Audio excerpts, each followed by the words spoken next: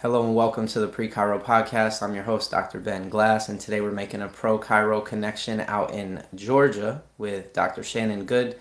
Dr. Shannon, can we just get started by you reflecting back to where you were at in life when you decided you wanted to become a chiropractor? Sure. So I'm your standard firstborn type A high performance kid. Like I'm that original millennial. My parents taught me that I was special. I was a gymnast. I worked really hard. I knew I was going to do something in the healthcare field. It was going to be with kids because I have a younger brother and I always took care of him because he's 6 years younger. So I knew it was going to be like healthcare and kids.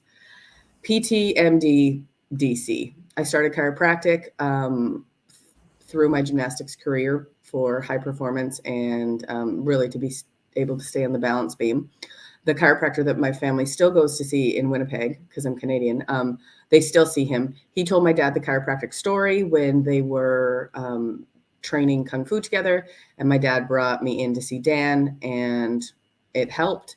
And then through the course of about 9 or 10 years, he told the chiropractic story as a drip. So it wasn't like this is what the magic of chiro is. It was like, I think we can help Shannon stay in the beam. And then every visit, it was just a little more education. So we understood what chiropractic was. Fast forward to 19, I got very, very sick with ulcerative colitis. The medical model wasn't really able to help me. They gave me no advice other than they wanted to give me take out my entire colon, which was terrible. And then my chiropractor was the one who not only helped me, but also guided me towards getting the support I needed because he had the connections in the community because he'd been around for a while. In between there, I ruled out pediatric and sports physical therapy because I asked my physical therapist, who I saw regularly, if she liked her job, and she said no. And they always seem so miserable and not happy, but my chiropractor was. So I wound up finishing my science degree, and then still wasn't 100% sold on going to chiropractic, partly because it had to do with leaving home, because there's only a chiropractic school in Toronto or Atlanta, as far as I was concerned, because my chiropractor was very much connected to Life University. And so after I graduated, I worked in an elementary school for a year and a half and with special needs kids. And there was a incident with one of the kids that I was working with, and chiropractic wound up being involved. And this, after the child started to see a chiropractor, some of the behaviors and the ability to adapt and the frustration the frustration ceased and the ability to adapt really got better. And it kind of just reminded me again of how amazing the body was. So I chose to apply to Life University and then pack up my little Cavalier and drive 3,000 miles. And I wound up at Life. And that was in 2007. And I still live in Marietta, Georgia. And I now work at Life University as well as practice privately. Mm-hmm. Can you talk about that initial arrival on the campus or just what your experience was like starting into the program? Maybe some surprises you encountered or challenges you faced or Sure. frustrations you had or like where your focus was at? Yeah.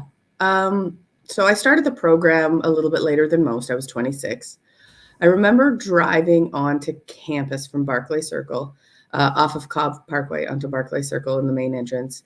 And the campus is absolutely beautiful. It has been, and it's just one of the most amazing places on earth. It has a great vibe to it. So I drove on campus and I got this like feeling of, oh, wow, okay, I'm here. Now, my university where I went to at home was gorgeous as well, but there was just something about the place, the energy, the buzz. So I drove through and I was just felt the sense of peace and the sense of like, oh yeah, I'm right where I'm supposed to be. And then I got the 50-cent tour from my roommate who was in third quarter at the time. And I just fell in love with it. And we started orientation. I met some people who are still my nearest and dearest today. And then what else? I knew I was in the right spot. I knew I picked a little bit farther away from home and it was a little bit harder to get connected because I was Canadian. It would have been easier to go to Toronto. But there's something about life and its mission and its excitement. So I started chiropractic school. The sciences, the first year and a half were pretty science heavy. That 11-week quarter system can be pretty intense, but because of my science background, it was intense, but it wasn't overwhelming. Like, we got through it. And then I just started connecting myself with people who were really connected to the chiropractic principle. And I spent that first year worrying about my GPA, making sure I was getting ready to pass boards and I was doing well in school, and listening to chiropractic podcasts. So it wasn't podcasts at the time, but it was like CDs. So listening to On Purpose with Kent and Jin Tempo on the way to drive to Marietta Square to study. So there's a lot of chiropractic philosophy that we listened to. I spent a lot of time going to the Georgia Chiropractic Council meetings and listening to chiropractors who are really rooted in what it is that we do as a chiropractor and where we need to be focusing as a chiropractic student. Fast forward after part 1 boards, we got through it. It was fine. It was great. The shift to post-graduation didn't necessarily happen for me, which I think was my own choice. I talk about this in my first quarter class. I don't know if it's a Canadian thing, but but I felt like it was. Maybe it was just the way I was brought up. Maybe it was my family thing, but you do all of the hoops and you follow the path, and then you graduate, and then you get a job. There's a level of personal growth and self-reflection and getting prepared ultimately to be an entrepreneur, and to that you as a student need to switch to. And I didn't, but I knew that I was supposed to, but I chose not to. And I think that was part of playing small for me. And I wasn't quite sure where I was going to end up, if I was going to end up in Canada, or I was going to end up in the US. So I played small for the last year and a half, not doing the work that I needed to do, because I did surround myself with people that were like, you need to start working on communicating your chiropractic. Your academics are fine. You'll pass. Obviously, your grades are great. You'll pass boards, but let's focus on the being ready after you graduate. And I just wasn't there. It was more about being finished. And then I did it knowingly. I can't say that nobody ever told me what was coming. I knew what was happening, and I knew what I was avoiding. Fast forward to graduation. I chose at that point to stay in the US, so I did all my immigration paperwork and whatnot.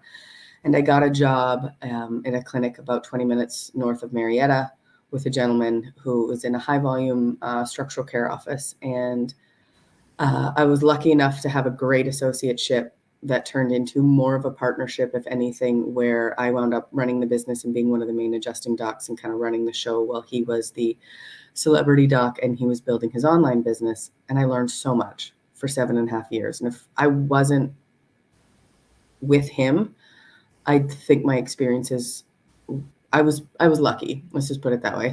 I don't think I would be where I am today if I hadn't have found that experience, because we grew together and we made a lot of mistakes and we learned a lot. And it was because of that I chose to come back and to teach at Life. I think I always wanted to. I still get that feeling. So I go to Fall CE every year. I teach at Fall CE and teach chiropractors really how we can hold space and really make a difference in the postpartum period for women. So I teach on that every year. And so that is the weekend where I drive to campus and hit the main entrance, because normally I sneak in the back. But every year in October, I drive through that main entrance at Life University, and I get the same feeling. And it has been 11 years now that I'm at the right place. And I came back to help students with the mission of helping them understand what being prepared looks like, as opposed to just being finished. And through the course of my last 5 years teaching, that's kind of where I've wound up. Mm-hmm.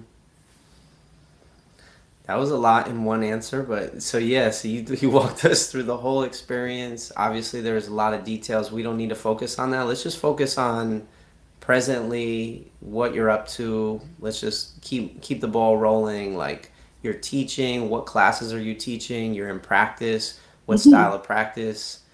Just on a high level, we don't need to get into detail yet on the practice unless you want to go right there and just talk about that. But I am all about the details in this because I think that a lot of the times when students sit in seminars or sit in classes, they get turned on when they hear something and they want more, but there's Mhm. not always that opportunity to ask the follow up questions that tease out the details in the Sure. experiences.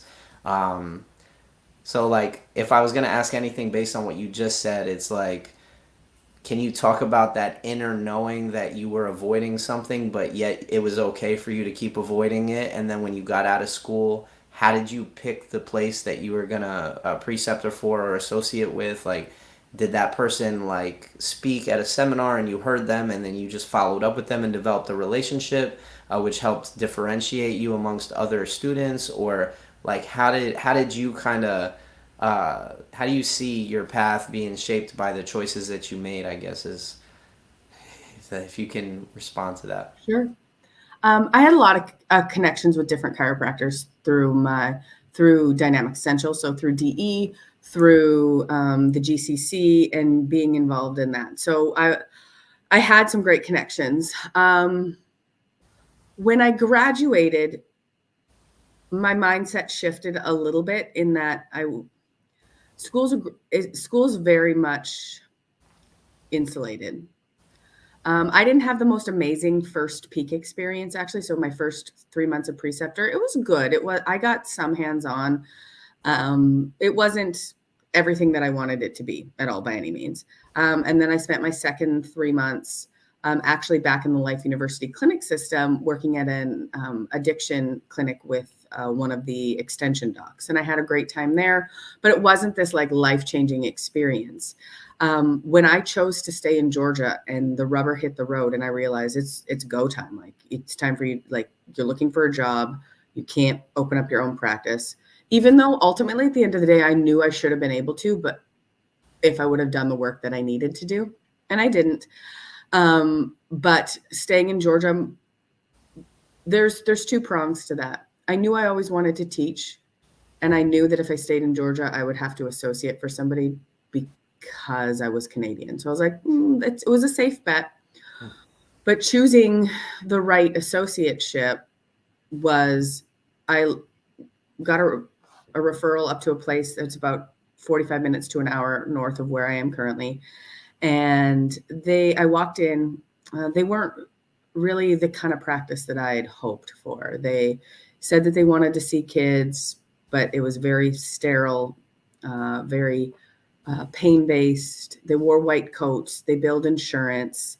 It wasn't the chiropractic that I was used to, where like on a Friday when we used to go see Dan in Winnipeg, everybody was there. You know, if you got in at 3:30, you might be in and out in 20 minutes, but if you got in at 4, you'd be there for an hour, but it didn't matter because you would like see all of your friends and all your people in the community.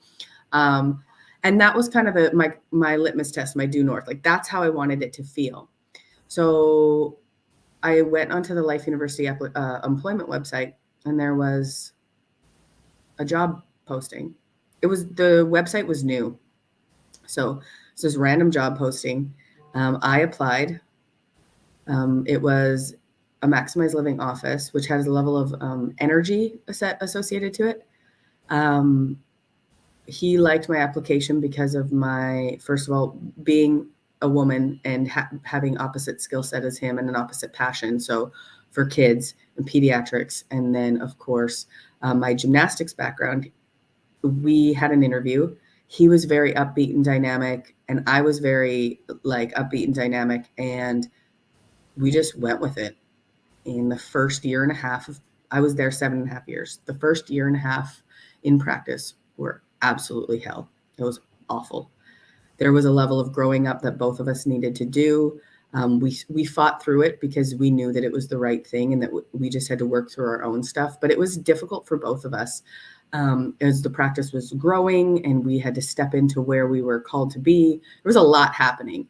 And sticking it out and not running away was probably the best thing I ever did, because after that year and a half, when he learned to be a boss, I learned to follow his lead, but also know when to say, hey, this isn't working. We hit this real smooth spot. And then the next 6 years after that were really fabulous until the very end, when he wanted to shift careers, and so did I, away from practicing together.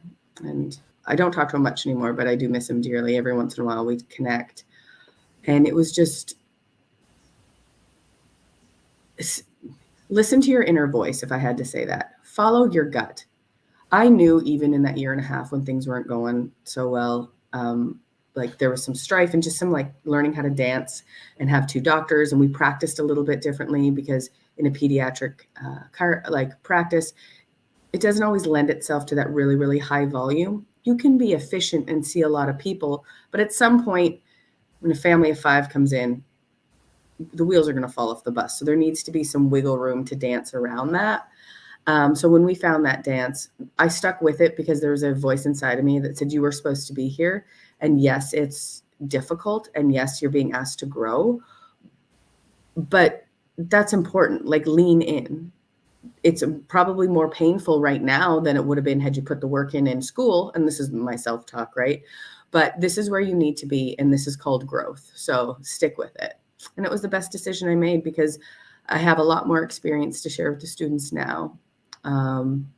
And I try to stay as relevant as possible, but I like the fact that it wasn't a magical experience. So students know, like, I wound up where I am right now in an amazing spot. It took 10 years to get here of patience and focus and diligence and knowing where I wanted. But after I left that original practice, I opened up my own with my husband and my best friend in Marietta, as well as practice. And people ask me, they're like, what are you doing for vacation? I'm going to the office. I'm going to spend a little bit more time in my clinic.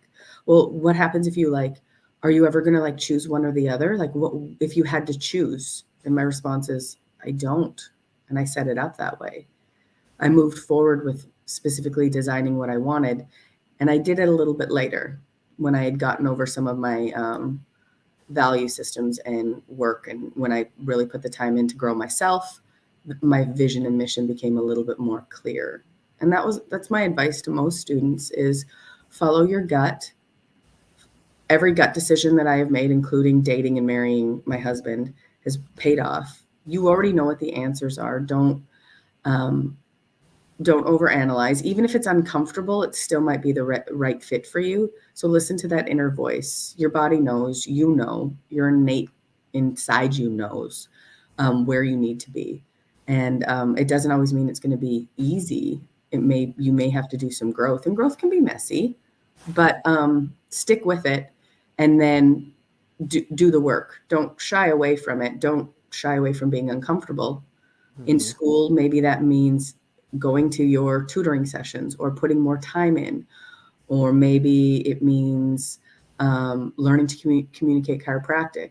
Maybe it means not spending so much time on school because you're good at it. Maybe it means going to get uncomfortable and learning how to communicate chiropractic, or maybe it's going to work on your craft as far as adjusting goes.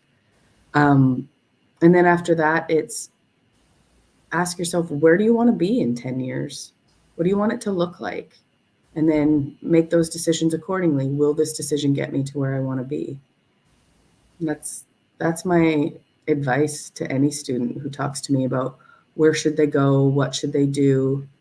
There's a lot of pressure being put on students recently about getting the most ideal preceptorship. And I'm like, it's fine. You're going to wind up where you need to be. And that preceptorship is not going to make or break where your chiropractic career. What's going to make or break your chiropractic career is the getting real and honest with yourself and looking at where are my limiting beliefs? What am I worried about? What do I not want to lean into? Am I doing this to play small because it's comfortable, or am I doing this because it's really what I need to focus on? And if you get real with yourself and ask yourself those questions, it's not always going to be smooth. It just might be a little bit smoother. Mm-hmm. What are you doing these days to stay professionally engaged as far as growth goes? Obviously, teaching is growth oriented, and being in practice is growth oriented. I'm just curious where your heart is at, where your focus is at these days, as far as the learning you're doing or the self work that you're doing to keep developing your skills, keep developing your understanding of things. That's a great question. So, in that year and a half after when I was working at the old clinic, and I didn't love it, right? And there was a lot of growth happening. We have to do continuing education every year. And I looked at my partner and I was like, I'm going to be taking off one Saturday a month for the next year and a half, and I'm going to be doing the ICPA certification. So I'll back up a little bit. My first quarter of chiropractic school, they held something called Life Vision at the time. Was it Life Vision? Mm-hmm. Maybe they called it that. And the last speaker that we heard on Saturday night that closed down Life Vision was Jeannie Ohm. You don't sit in an intimate connection and listen to Jeannie tell the message of perinatal and pediatric chiropractic and want to work with kids. You don't sit there and not get yourself lit on fire. And she lit me up. And I was like, I am right where I need to be, and that is where I want to end up. And that was it. Somewhere in deep inside, that was where that seed was planted. And then I had the pleasure and the honor of being one of the students of Dr. Drew Rubin, who fanned the flames of pediatric chiropractic for us through school. And I knew I was in the right spot. So Canadian money didn't stretch that far. So paying for the ICPA certification in school wasn't necessarily a thing for me. And I also didn't want to take it because I didn't want it to get lost in the noise, because there's a lot of talking at you in school. That I get. So a year and a half out, I told my partner, I was like, hey, I'm going to be starting to take these weekends off. I want to do my pediatric certification. And I went once a month and got my cup filled up with people who love what they do, and allowing my soul to be set on fire once again is part of the reason why after a year and a half, things started to get smoother again, because I was just so lit up that it expressed itself in the practice, which kind of made everything grow and made things really start to happen. So I started there. And then about 4 or 5 years into practice, I'm starting to get these questions for moms. I'm the pediatric expert, but there's mom questions going on, right? Like, what do I need to do for this? Or what kind of workouts can I have? Or I had some moms with some pretty traumatic birth experiences, and there was no resources, there was no support. And so being a gymnastics instructor, and when I say that, it wasn't like, before I came down here, I taught high performance gymnastics. So I'm tracking little kids and building them so that they can go to, pre-Olympic and Olympic events and Commonwealth Games and things like that. So I have this understanding of biomechanics innately and being a gymnast. So I shouldn't say innately, through my coaching. So I'm trying to figure out where to find these programs, right? Because I don't want to attach my reputation and my relationships to a program that is not good. And my best friend, who was also practicing down in Buckhead at the time in downtown Atlanta, she was having similar experiences because she was working in the CrossFit world, because she was a sports chiro. So we started talking, and we realized there was not a lot of good information out there. There's not a lot of support for parents, for moms in particular, through that postpartum period. And we went looking, and I was on the verge of having to put together a whole program myself because nothing out there was good. And then we found BirthFit. And BirthFit was made by a chiropractor, by Lindsay Matthews. And the information was relevant. It was Life University has a sports chiropractic program that is absolutely phenomenal. It's one of the most amazing things, and I am so proud of it. And I love all the faculty that, work towards keeping it such an amazing level of education. The BirthFit programming was involved in all of that. We're not involved in all of that. It was congruent with all of that. So I looked at it for a year. We stopped it for a year. We vetted it, and we decided to become part of that and be connected to Lindsay. So that was my first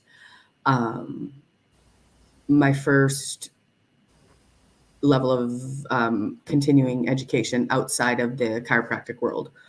Through that, I wound up taking a PT seminar called Dynamic Neuromuscular Stabilization. And so being a chiropractor who's very subluxation based, it was the most enlightening for me. And the reason I loved it was because I sat with a pediatric PT and we talked about neurodevelopment and movement patterns. And I had a very different experience than everybody else that was there because she's teaching rehab to them. Her and I are talking about how the nervous system grows. And I am putting the pieces together to realize that I can now watch a baby move and analyze where they are, not only chronologically, but neurologically, and see if those two numbers match. And it was an amazing experience. It was the most enlightening. And I loved it, not because I'm trying to be a pediatric PT, because I'm not. I'm a chiropractor first, period. First, last, and then stop. But my analysis, my certainty really increased because I was very comfortable with knowing what I was looking at, and knowing how to express to the parents what subluxation was doing to their child. And so that was amazing. And then we started developing some things when I opened up my own practice with my best friend, Dr. Kristen. We have a company called Revolution Chiropractic in Marietta. My husband and my best friend are both sports chiropractors. I'm the pediatric chiropractor. You meld that all together and you get this really in-depth perinatal, pediatric, active health and wellness. Like every student wants the sports chiropractors and see kids. It's like that dream. We put it together, and not because that was the initial dream. It's just that's where everybody was passionate. And so we put together that program. And now I make it my mission to do continuing education outside of the incestuous pond that we can get into, especially as faculty at Life University. I work with some experts, but I've also been taught by those experts. So I can just continue to learn in that pond, or I can reach out and do other things. So I just spent a weekend a couple months ago with Mo and Tamara, with Dr. Andrews and Dr. McIntyre, who were on the other side of the country for the longest time. And I sat and listened to the polyvagal theory through their eyes and was blown away by how succinctly they explained everything, and then how they were able to apply. So I'm always looking for a new set of eyes on this situation, ultimately at the end of the day, to be able to explain to patients what chiropractic is and how we can help them in the best way. So that is what I am doing. I'm finishing up, it's taken a minute, finishing up my diplomate in pediatrics, which is important because I'm in academia. And I love the ICPA with my whole heart. I also work to support them regularly and support students and the student clubs, because I want them to just get all of the information and get connected to the chiropractors that they have on their network. But I'm also going down different rabbit holes to broaden my knowledge base, to bring it back to chiropractic, to increase my certainty, to increase the patient's understanding and their certainty that they're in the right spot. I would love, just because you mentioned sports chiropractic, pediatric chiropractic, and the ICPA, if you could just do a really quick intro to what is sports chiropractic, what is pediatric chiropractic, what is the ICPA, and then we can get back into the deeper dives as far as the rabbit holes that you're currently going down. I'm curious to hear more about that. Okay. So the ICPA is the International Chiropractic Pediatric Association. That was formulated and started by Dr. Larry Webster. He was a professor at Life University. So if you are pregnant and you are having back pain or neck pain or in a holistic mindset, there are a lot of people who will refer to you to, quote unquote, a Webster certified chiropractor. The Webster certification is a system of analysis and thus an adjusting philosophy and technique. Not the style, not so much, but the order, a way to adjust pregnant patients to balance the bony pelvis so that the baby can get into the most optimal position, head down. Well, that was started and researched by Dr. Larry Webster. He started the ICPA to increase research, certainty, community education, and doctor education. So it's the most long-standing pediatric, like encompassing training for doctors, but it also has an amazing community outreach. It was taken over by when Larry passed away. It was taken over by a woman named Jeannie Ohm, and Jeannie Ohm is the woman I referenced, who is a chiropractic legend as far as I'm concerned. She's the mama of chiropractic and perinatal chiropractic. She walked the walk, she lived the life, and she grew the ICPA into the organization that it is today, which has the biggest amount of research on perinatal and pediatric chiropractic in the world. It has a fabulous training program for chiropractors to become experts at pediatric chiropractic, taught by the experts in the field. And then before Jeannie had passed, she started, based on the conversations that I had had and her son had had and a couple other professionals, started the perinatal certification also, so that we as chiropractors can hold space and really truly support moms in that preconception, prenatal, and postpartum journey. I love it dearly. They have online programs and they have in-person programs, and it's phenomenal continuing education. That's the ICPA. That is where I got my training to be a pediatric chiropractor. And babies and small humans are not just little spines. There's a lot attached to the growth of a nervous system from, birthday to 26, and how the nervous system grows and develops, and how the body moves and grows and develops. So ultimately making the nervous system as functional as it can be, and then of course so that you can be the best version of yourself. I love pediatric chiropractic. I love adjusting small humans. I like toddlers are my favorite because they're kind of a little bit crazy, keeps the energy high as you chase them around. It is an amazing niche to be in. I love it because I love kids. I always wanted to work with kids. So the fact that I have the opportunity to see children almost exclusively, which is very rare, by the way, for pediatric chiropractic, as I taught, if this is a pre-chiro, like chiro student conversation, most healthy pediatric practices see families. I don't have to per se, because I have a husband and a best friend who are absolutely fabulous at adjusting grownups. So if I only wanted to see babies, I could. My husband, who is 6'4", 250 pounds, also sees children, and he's amazing at it.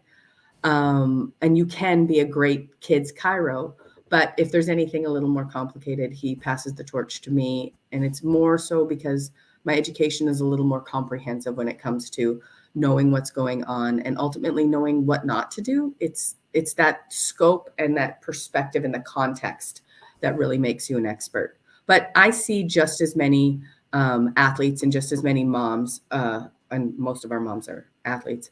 And that is a true healthy practice. So when you talk about pediatric and perinatal practices and you listen to people, most of them are seeing whole families. Like one of the biggest chiropractors in Florida, who I love dearly, he's a dear friend of mine.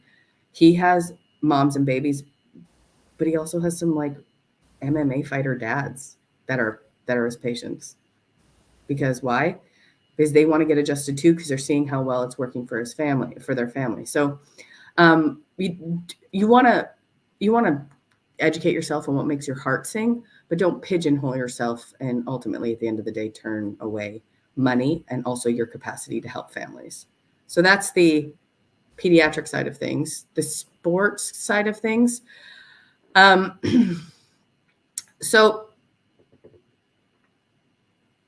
we are a subluxation adjustment chiropractic first sports chiro office philosophy. So you come in, we analyze your spine, we analyze how you are moving, how you are, how your posture is. We find your subluxations and we remove them.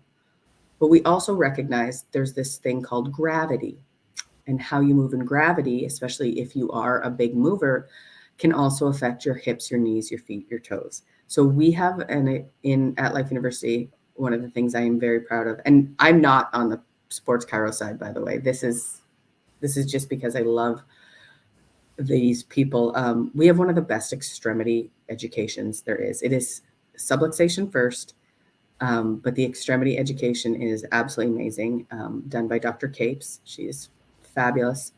And so we understand that if you have a chronic hip issue or an SI joint issue, which is where ultimately where your hip joints meet your back, and run up, it could be coming from the fact that your foot's not working properly, and let's address the foot and double check.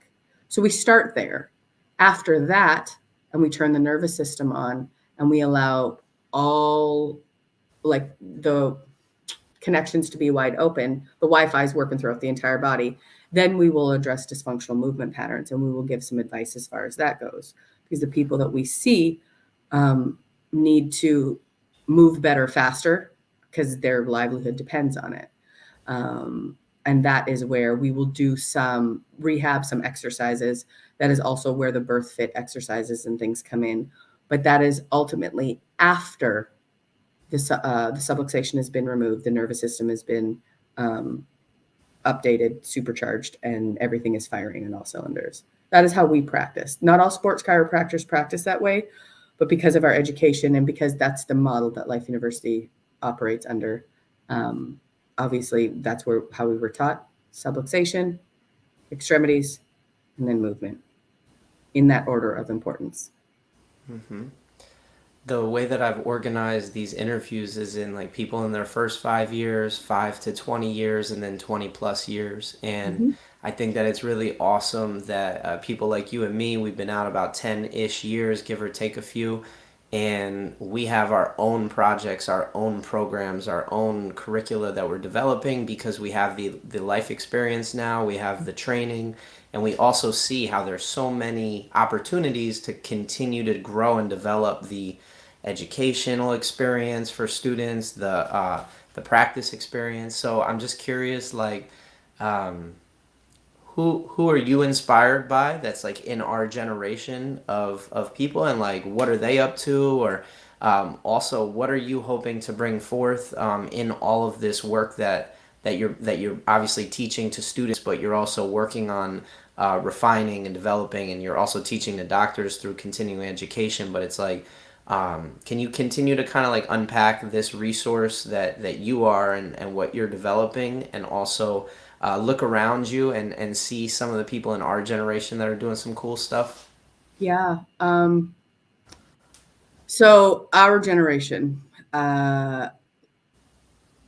Lindsay Matthews, her capacity to help Chiros fully experience the process of preconception through birth and then that postpartum support. It, it I've been with her 5 years. I still love to listen to her. She's a gem. I can't wait to go back out to Texas to see her and spend some time with her. She's doing some great things, and with BirthFit and her and Lindsay practicing and like being a subluxation based chiropractor, it really fits well as a resource for other chiropractors who may not want to do the exercises and give those in their practice, but want to be able to be the resource for their patient. I love her dearly. Oh my goodness. Okay, so the person who like the third person I met at campus first quarter, his name is Dr. Ian Stolman. Well, now it's Dr. Ian Stolman. Before it was Ian, just Ian.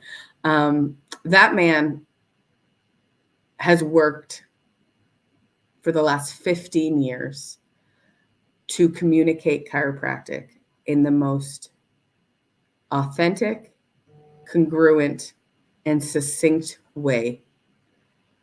He is one of the best chiropractic public speakers I've ever heard in my life. I've known him for 15 years and I still love to listen to him talk. I think that he does it with a level of integrity and authenticity like nobody else.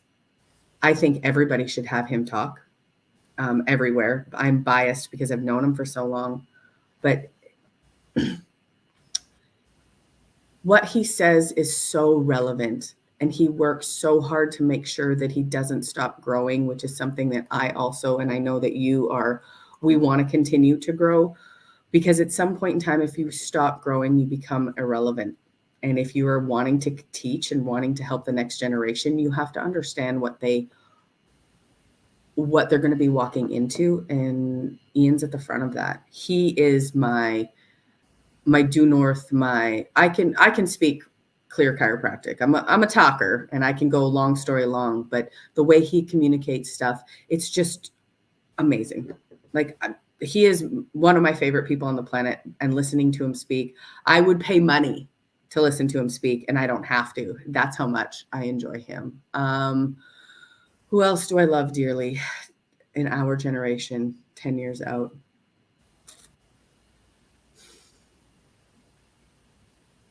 There's a few young ones that just graduated in the last couple of years that I'm excited to see. A couple of them are my students. One of my interns, her name is Dr. Rachel Elliott. She graduated. She opened up her practice in the middle of a pandemic. And her level of excitement and energy and communication and just excitement to know all of the things, and she has all of the questions. I use that to remind me that although I have a lot of experience, to keep that energy about continuous curiosity.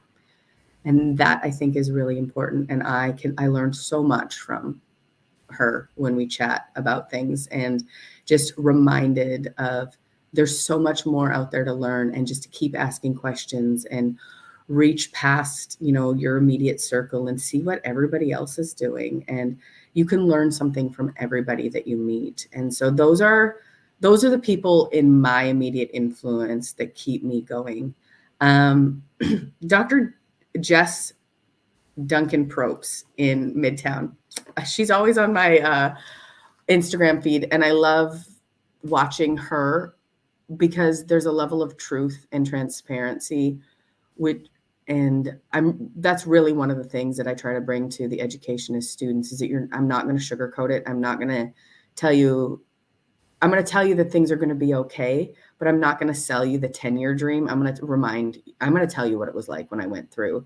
And Instagram and social media can be really, highlights. And then it can be really depressing when your regular day doesn't look like somebody else's highlights. But I find that her reach is very vast, but it's also very congruent. I know her in person and I know her on Instagram, and what's going on is what she shares. Like, it's very truthful. So that authenticity and that congruency is one of my favorites. She shares her journey as a business owner, as a mom, how to balance everything. And I really enjoy that, especially because as a woman, the nature of chiropractic when I grew up was very masculine, high volume practice, work a lot. And it's like, how do you balance family and life? And I think there's a feminine shift that the profession needed, and was welcomed, definitely. And so she shares that journey really well on how to make it all work. And I really enjoy her. So those are and then of course, if we're going a little bit farther out in experience, Justin Ohm is amazing. And of course, there is a special place in my heart for Dr. Drew Rubin, because he has been practicing forever, and I still love to listen to him talk and how he gets so excited about pediatric chiropractic and chiropractic. And now those are the people that keep my due north and keep me going. So those are the ones. If I could ask you to get creative right now, just to give you some context, so the pre-chiro program I'm trying to establish, you got the foundations, the basis of like chiropractic, and then you've got the inner state, which is a breaking up of the innate into your inner scientist, thinker, artist, teacher, entrepreneur. So just trying to help them orient to the skill sets that you can develop within yourself or that other people have developed within themselves.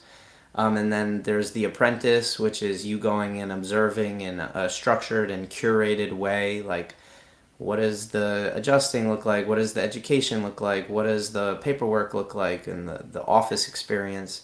And then the fourth one is like your startup, have an entrepreneurial experience, like start your own club, feel what it's like to go through the process of maybe opening a bank account or marketing something that you've created in your college or high school campus. And then the fifth part is the capstone independent study project. And this is kind of where I wanted to key in on in this question with you is like, given your experience, your focus on what you're focused on, can you craft some really interesting prompts for somebody who maybe has 3 months to dedicate to like their own research project or their own creation of something that pairs different information together to make it relevant to them before they go to chiropractic school, maybe on these topics that you've talked about, whether it's birth fit and being an athletic pediatric and pregnancy chiropractor. I'm just curious if you can rattle off, like, if you were going to direct a student to go spend 3 months on something, like, give them some meat that they could go chew on for a couple of months that will really help fill them up, but also help them go deeper. Okay.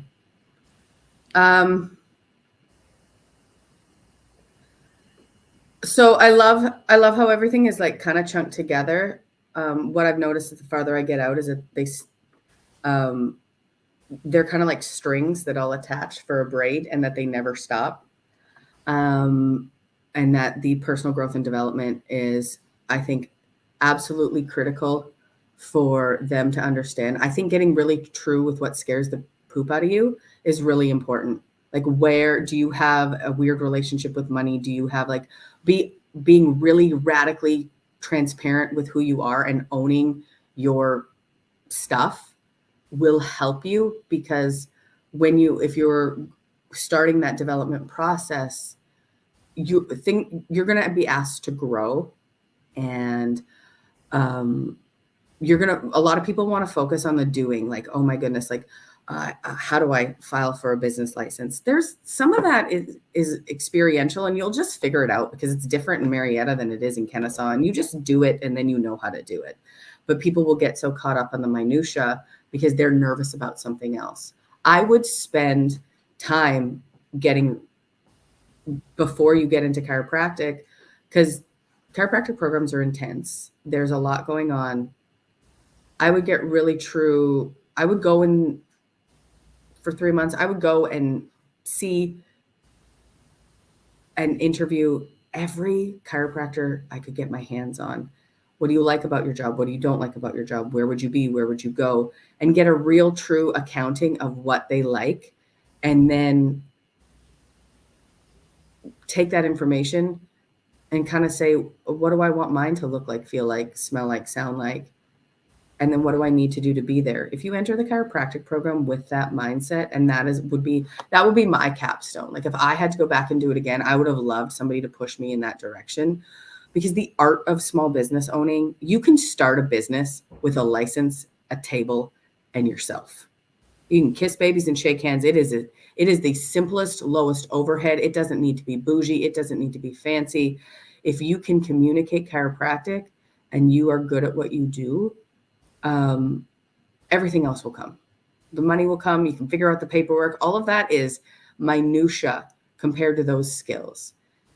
But to be able to do that and to be able to bet on yourself takes a level of work. And I would have spent 3 months. I would have loved somebody push me to spend 3 months on figuring out where my hangups were, and pushed me to be truthful with them. And you don't fix them overnight. You work on them over time. You start them now. You still work on them, hopefully, even, until you pass on. But you continually grow. But you work on your hangups, and you grow, and you figure out what you need to do. but go ask everybody. Chiropractic is so specific to the person and it is so customizable. Go meet everybody. My practice is different because of who I am and my life experiences than yours. Than Karen's up in Ackworth. Her practice is, I love her practice. It's amazing, but she has a different life experience. So it's just a little different from her. Get as much information as you can and be true and just learn from the people who came before you. Mm-hmm. and use their falls and their foibles to, stand on their shoulders and go into everything with a healthy level of realism. And one of the things that I always tell my chiropractic students when I talk to them about communicating chiropractic and what I do at my office, go talk yourself out of chiropractic school first and out of chiropractic. And if you can't talk yourself out of chiropractic, then you're in the right place. And that's what I always do. Like it's hard. Being a small business owner is hard. Can you do it? Yeah. Is it the most rewarding thing in the world? Yes. Is it an amazing profession? Yes. It allows you to design your life and you can live on your terms, which that level of freedom you cannot, there's no money that can pay for that. It's one of my favorite things. But the buy-in is owning your stuff, betting on yourself and getting out there and doing the things that are uncomfortable. And if that makes you nervous and that you don't want to do that, then you spent a good 3 months making sure that you didn't get yourself into a lot of debt to live a life that you don't love. If after listening to all of the chiros talk about their life, their experiences, you say, okay, this can be tough, but I think I'm going to go for it and I want to do this, then you're in the right profession. Welcome to the club. It's a great place to be. That's what I would do. That would be my capstone. If I could rule the world, I would make every pre-chiropractic student ask every chiropractor they can find, get their hands on, interview, Facebook, FaceTime. What do you love about chiropractic? What don't you love about chiropractic? How did you set up your practice? What was it like, pre-recession, post-recession? And ask all the questions. Because if you can get that level of perspective when you start the program, the schoolwork won't bog you down, because it does, it will. It won't bog you down as much, and you'll keep your eye on the prize for what the end goal is. That's my answer. And then just to keep jabbing at you a little bit here with your passion, specifically in your unique situation, can you craft maybe a capstone prompt for yourself that you're currently working on or that you've been working on that's like something that other students can look at and be like, okay, like this is where she's gotten to, where this is like the guiding questions that are helping her identify what's a distraction and what feeds her path. Like going and spending time with Dr. Mo and Dr. McIntyre, or going and spending time with the Birth Fit community. Yeah. These are obviously resources that you identified help you see things from other people's angles for like what your mission is, and you've already described like it pretty much which direction you're going. But if this is somebody else, it's obviously not you, and they have a genuine interest in going in the pediatric prenatal direction, like how can we craft projects for them to work on, I guess, by you maybe sharing some other resources that you personally are aware of, just because you're so immersed in this world that other people may never find unless they have, somebody to guide them. My guiding prompt, it started probably at 35, is the word legacy. So everybody has there was a couple of years ago where it's like, what's your word for the year? So I was doing these business meetings and these networking events, and everybody's like, what's your word? What's your word? And my word is legacy. It got real for me in 18 when my dad had a major surgery. He's fine. He came through. But the level of what are you going to build that's going to last past you? And I take that very seriously. So everything that I do, I ask, is this building the legacy? And I'm not talking about financial legacy. I'm not talking about like, and yes, that is all very important. I'm talking about, will I leave the world a better place? And maybe it's because I'm kind of a hippie throwback. I don't know. But will I leave the world a better place than when I found it? And I follow what sets my soul on fire and ask that question. You love this. What do you love about it? How can you use this, or how can you incorporate this to leave the world a better place than when it started? And everything that I do is for that. And that is the lens with which I now view the entire world. And that's what prompts me. So legacy. In order to have a legacy, I have to help other people. So getting my, and this is for if there's other chiros that are not maybe not pre-chiro, but maybe they're listening. It takes a level of real check your ego to truly, truly want to become a leader, because to be a true leader means that there are going to be your followers will eventually surpass you. And that takes a lot to be able to allow them to grow past you without holding any heart space resentment. It's because it takes ego to start a business. So it takes ego to get eventually on the stage, but can you let it go and let it ride? So checking that is extremely important, because it's hard to leave a legacy when it's all about you, because that's the opposite of legacy. If it's all about you, you die, it dies. Legacy is past that. So that's one. Two is, in order for me to reach the next generation, I better be relevant. And relevant is, what is the world that these chiropractic students, pre-chiro students, are walking into? What's the truth? And is their experience going to be the same as mine? Probably not.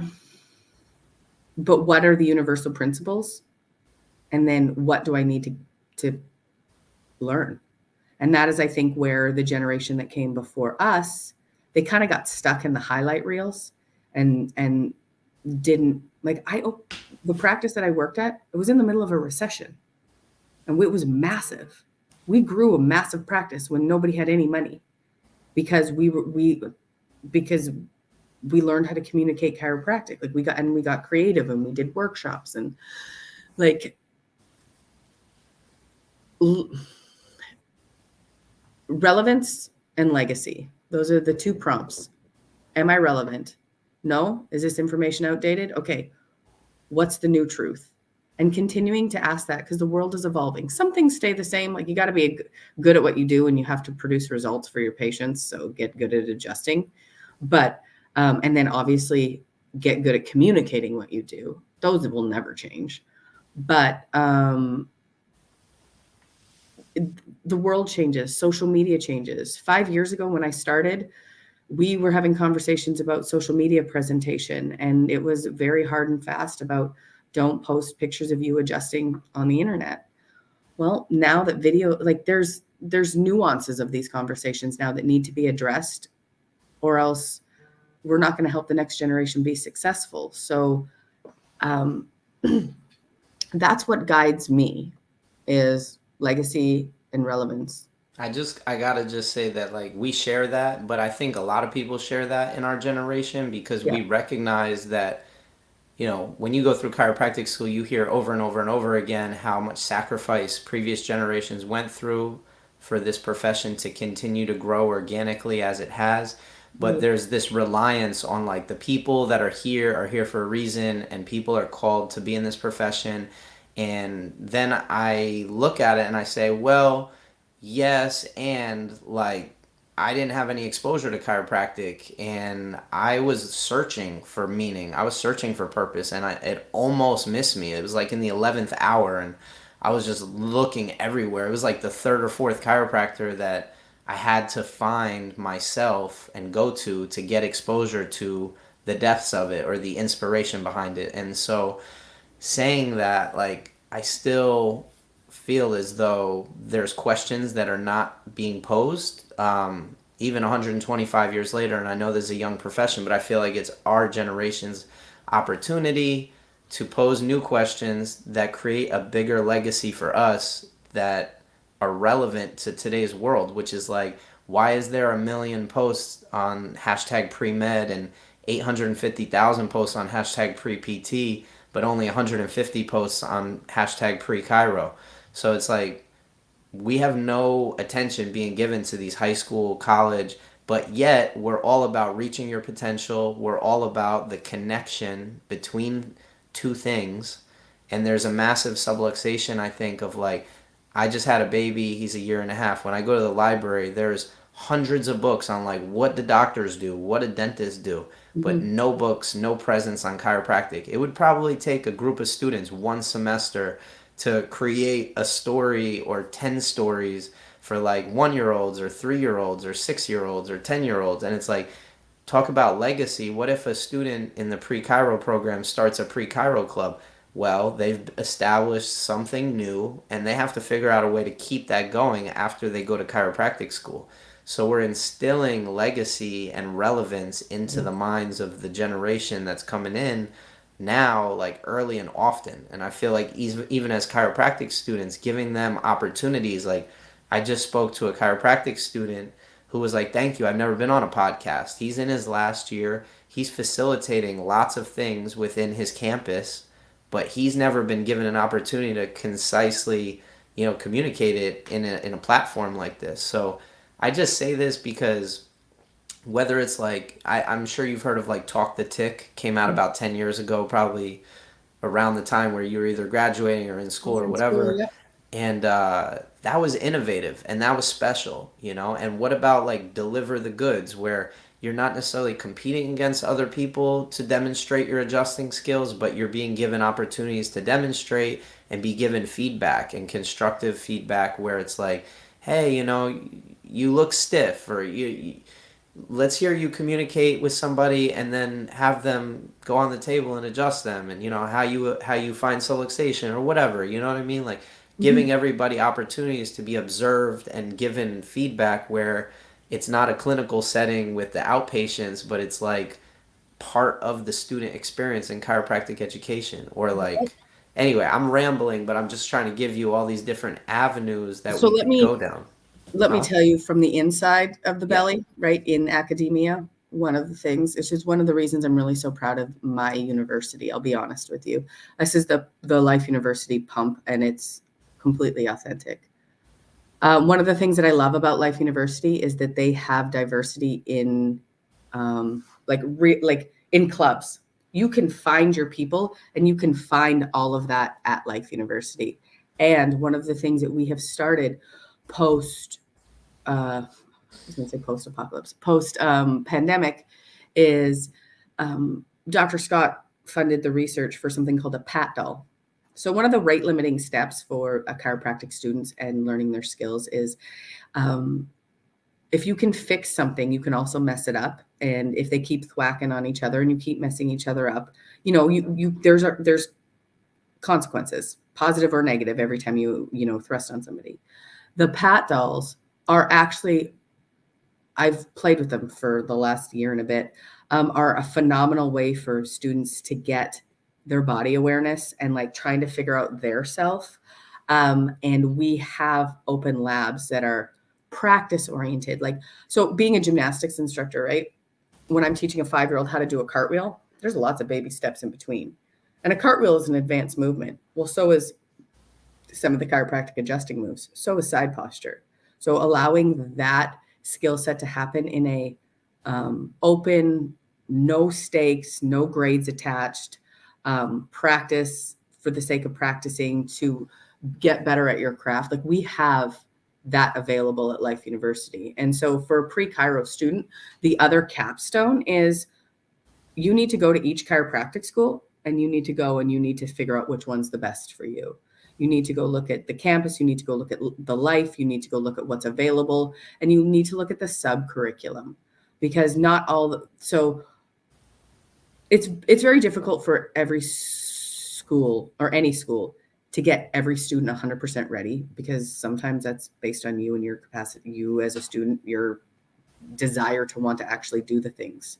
What I love about Life is that not only is there the academic curriculum, there's a sub curriculum that does do what we hope it will do. We have club day. It is massive. We have your core adjusting techniques. We have some artful adjusting clubs. We have different styles, whether it be the energetic stuff or the structural stuff, like you name it. You want to communicate chiropractic one way, we have a club for that. You want to learn more about business, you want to do personal development, you want to do community service, it's there. And that's my favorite thing about life. You can find your people, and if you're honest with what you need to work on, there is a club for you. And if there isn't, guess what? We are very excited to start a new one. You want to start a new club? Let's do it. How do you want to grow this thing? And that is absolutely amazing. But our adjusting resources and support and is there. And all it takes is the desire for a student to walk into the room, because we have them open at a minimum 2 hours a day, 4 days a week. So that's where I think our generation coming back into the formal education, like I'm there to be able to continue that legacy. And I'm finding it more so now than ever. We are finding creative ways to bridge the gap to make that happen. But as a pre-chiro student, you need to go to every chiropractic school. Don't go to the one that's the closest to you for convenience, because it's not going to be a good time unless it's the one that sets your soul on fire. Find the people that are congruent with who you are. Find the people that are excited about what they want, and listen to their verbiage. And are they talking about chiropractic? Are they talking about subluxation? Like, that's what chiropractic is all about. If they're not, and they're using words that are very treatment allopathic based, then they're not the right school for you, because they're going to give you a mixed message, and that's going to decrease your certainty. And there are other schools out there, and other professions out there, I should say, that do the physical therapy and the rehab component of it. There is only one profession out there that does the adjustment and that removes the subluxation. And if you want to be a chiropractor, you need to go talk to the docs who are doing chiropractic, and you need to talk to them about the word subluxation. You need to talk to them about adjusting. You need to talk to them about their philosophy on how the body can heal. And if they don't talk to you about the magnificence and the innate intelligence and the miraculousness that is the human body, then that you need to go find somebody else. And if the school doesn't support that, then you're not going to get the true experience. And you're going to leave with an incomplete education. And I don't want that for anybody. I want you to be able to graduate, pass your boards, learn how to adjust, and really learn how amazing we are as humans, and just how, when the body has no interference, the like full life expression, and how people can just, their lives are transformed because they are 100% true to who they are, and their body is working at its 100% capacity. And so that would be the capstone. Yeah, That would thank be you it. for. Mm-hmm. Sorry, I'm a talker. No. It's all good. Thank you so much for your time and your energy this morning. I appreciate it. And this was a fun conversation. Obviously, we're going to have to cut it up for the TikTok attention spans that most people have these days. But yes, it's great to be a talker when you have that passion and that clarity. And like you said, that certainty is so key. So thank you so much for your time this morning. You're And welcome. yeah, I'm just excited to share this ride of, like, stepping into the next couple of years of I don't want to say leading the profession, because that's from ego, but just from supporting the profession and supporting this next generation of students and guiding them to find their best possible, path for themselves. Mm-hmm. And it's exciting. Me too. I really appreciate you doing this, because we all have, the journey is long. So helping at different stages, it doesn't have to be just one of us. If we all pull together, we can help the students, and then thus the profession, a lot faster than if we did it by ourselves. Yeah. So thank you very much for doing this. I appreciate you. Yeah, I appreciate you too.